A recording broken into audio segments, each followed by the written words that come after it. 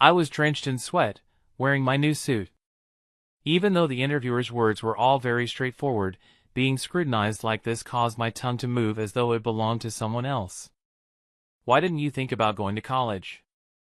That's because I wanted to spend that time on programming. So you just wanted to do what you like, right? That's what the snorting smart interviewer stated.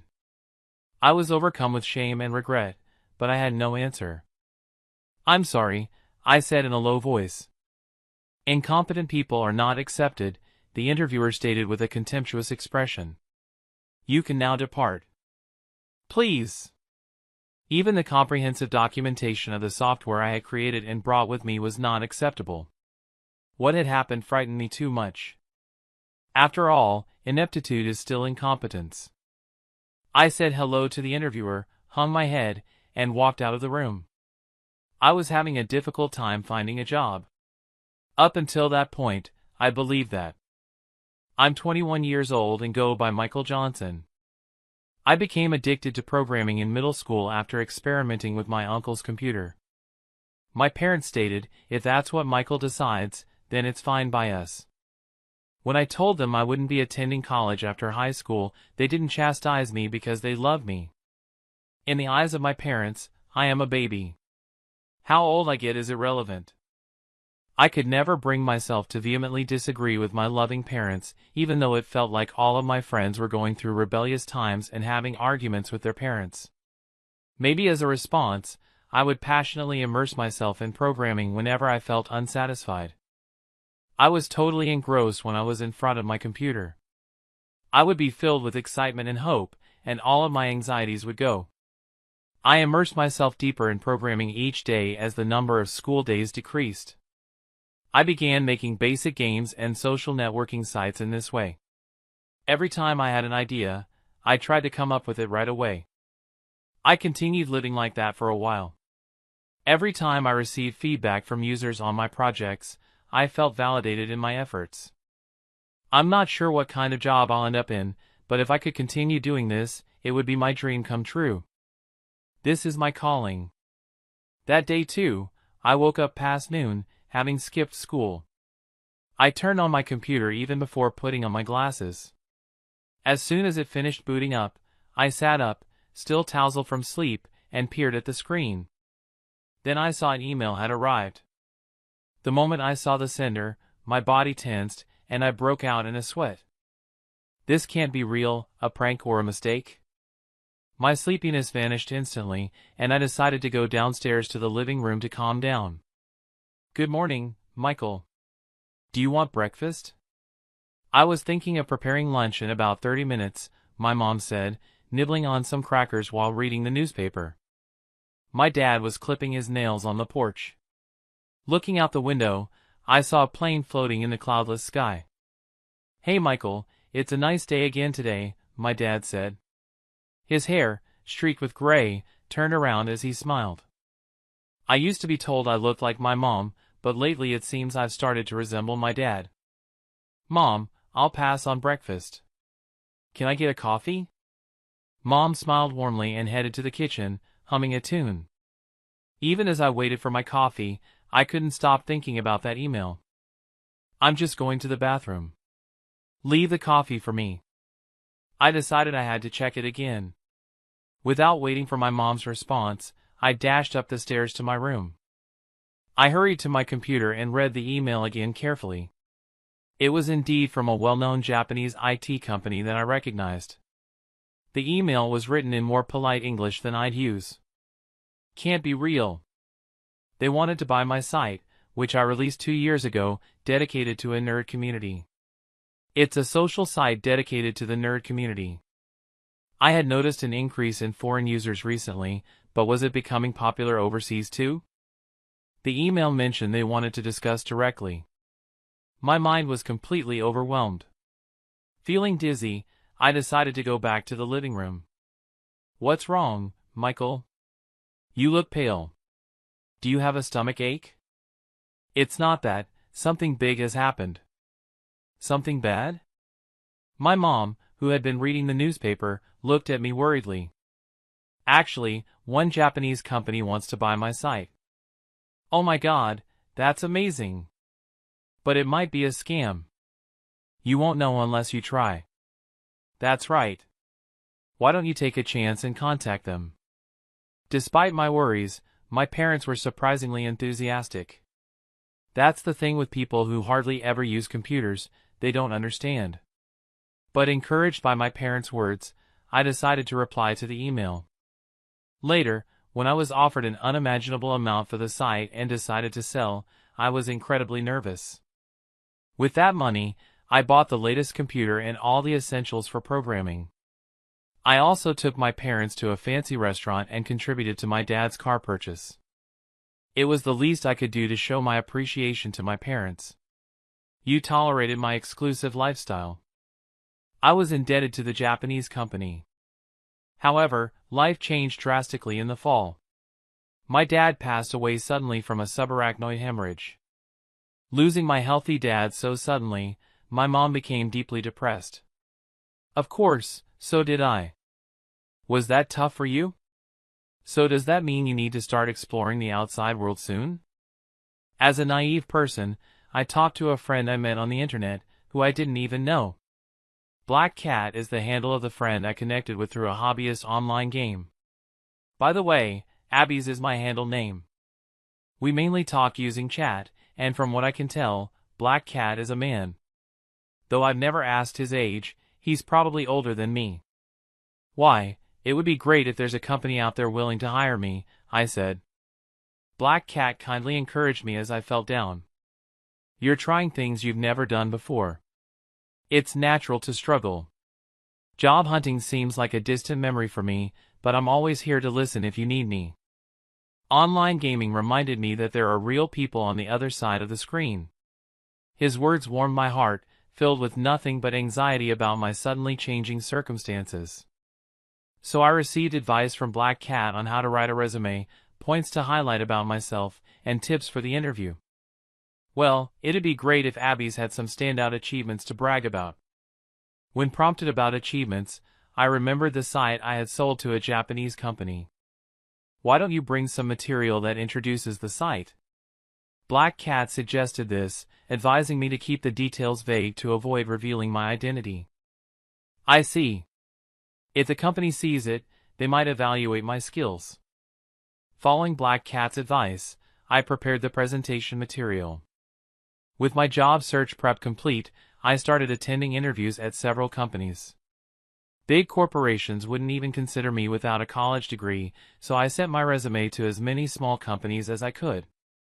But few were willing to interview a high school graduate with no formal experience.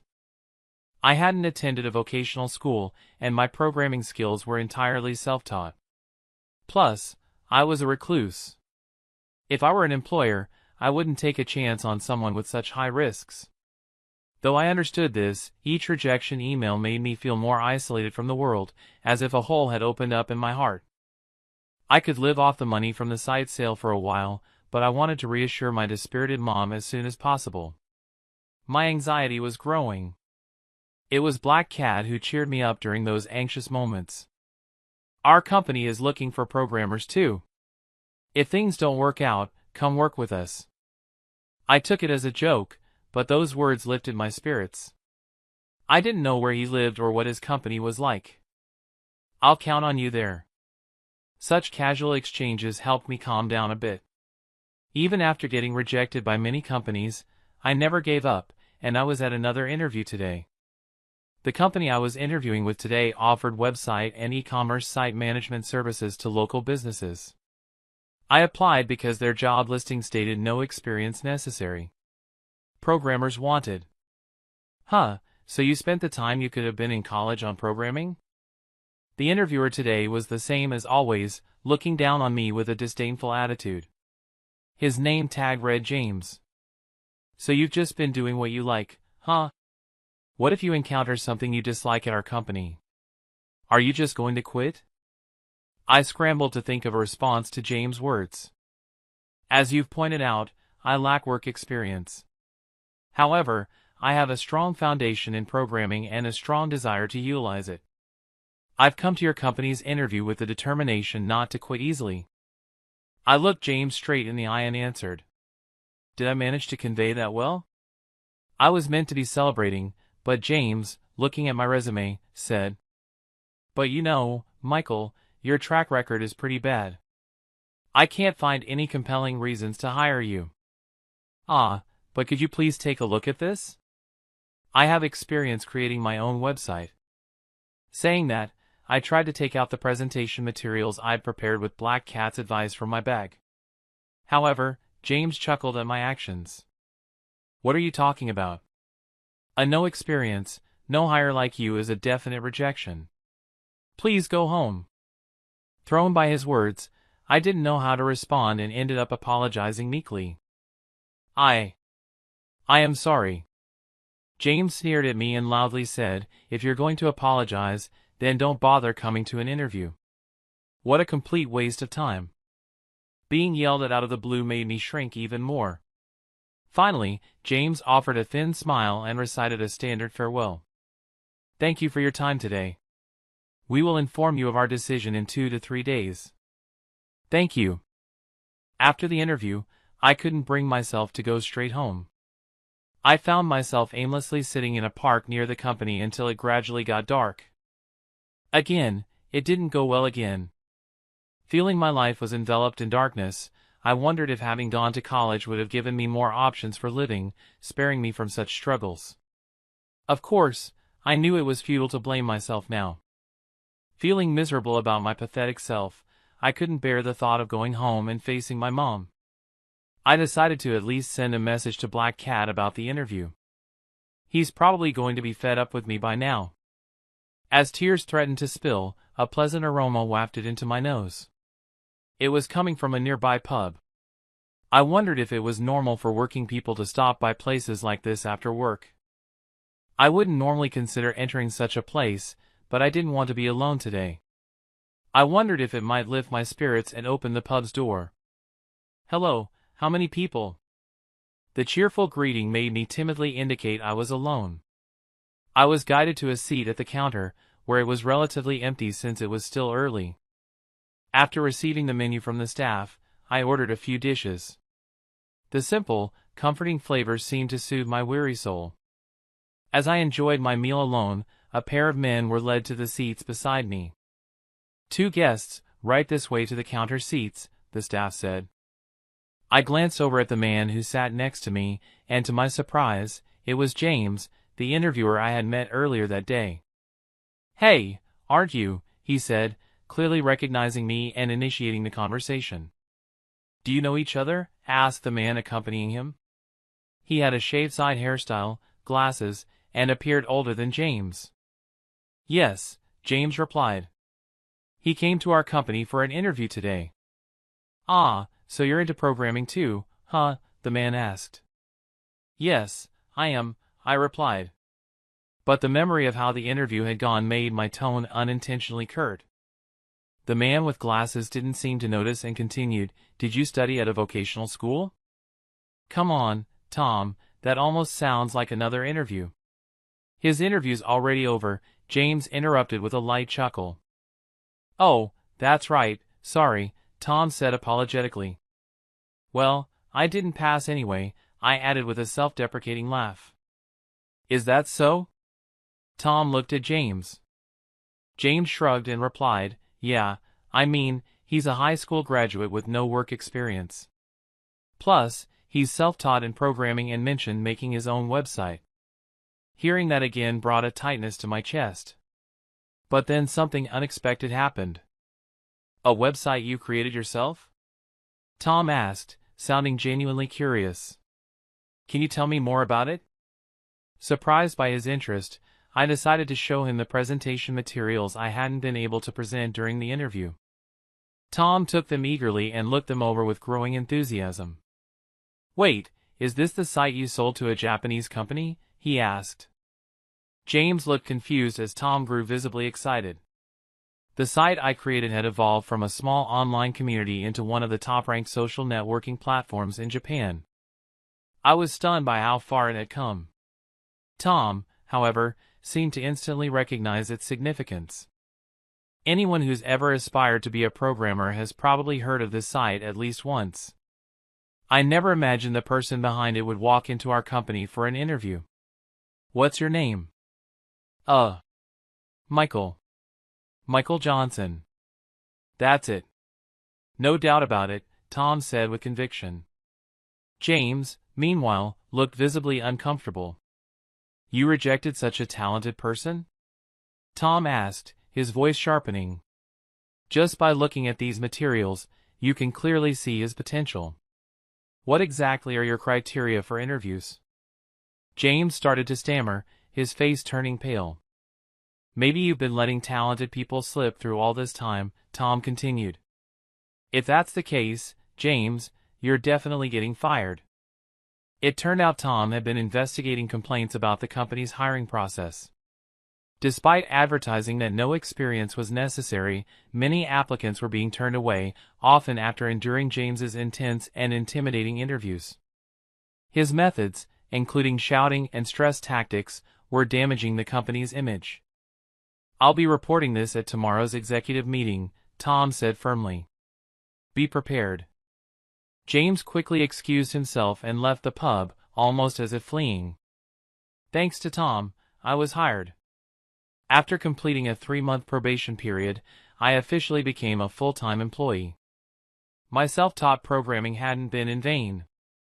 As a newcomer to both the workforce and the industry, I'm still inexperienced, but I'm grateful to my senior colleagues who are willing to guide me. I aim to grow steadily in my role. As for James, he wasn't fired, but he was transferred to another department. His domineering behavior had long alienated his coworkers, so when Tom exposed the truth, no one defended him. Then something even more surprising happened. Good evening, ABIs. Congratulations on your job. The message came through a familiar chat app, Black Cat. Wait, no way. You're my boss? I typed, stunned. I never imagined we'd end up working together, he replied.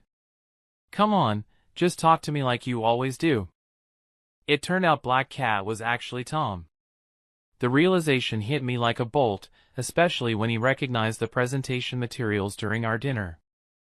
They were the same ones we had discussed online. I had once told Black Cat in a chat, if I can't find a job, I'd be honored to work with you someday. I hadn't expected it to come true so literally. And yet, here we were. I told you you'd be fine, he replied. I don't know how much that simple exchange saved me, but I'm grateful for it. Today, as I took my first real steps into adulthood, I visited my dad's grave with my mom. Standing there, I quietly reported the news.